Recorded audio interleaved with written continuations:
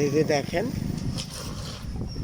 নিয়ামতপুর উপজেলার বটতলী বাজারের সামনেই এই রাস্তার যে অবস্থা, প্রতিদিন অ্যাক্সিডেন্ট ঘটে।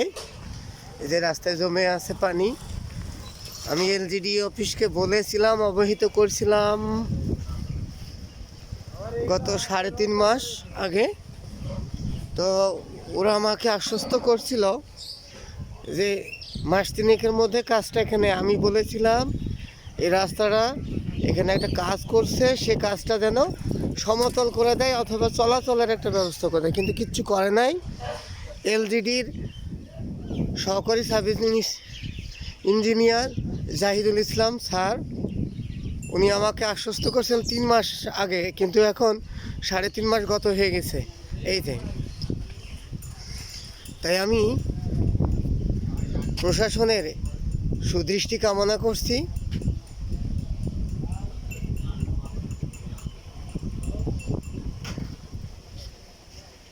এই যে অবস্থা দেখেন, মারাত্মক, এখানে যাওয়া যায় না, চলাচলের খুবই সমস্যা।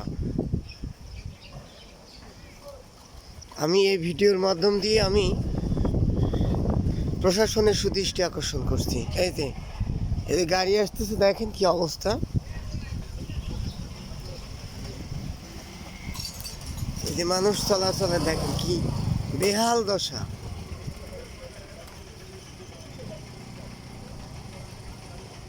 এই যে গাড়ির অবস্থা, গাড়ি চলাচল করা যায় না।